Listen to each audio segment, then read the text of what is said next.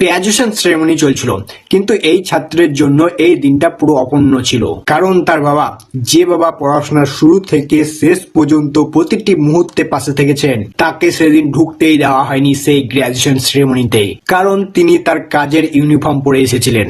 ছেলেটা কিছু বলতে পারেনি, তাই সে নীরব প্রতিবাদ করলো তার নিজের মতো করে। মঞ্চে যখন তার নাম ডাকা হলো, সবাইয়ের মতো সে হাত মেলাতে এগোলো না, সে সোজা মাঝখানে গিয়ে দাঁড়ালো। এটা অসম্মান ছিল না, এটা ছিল সম্মানের দাবি।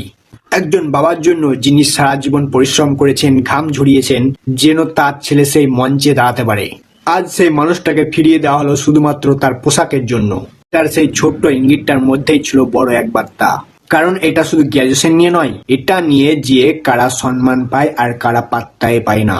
আর সেই ইউনিফর্ম যেটা পরিশ্রমে ত্যাগে ভরা।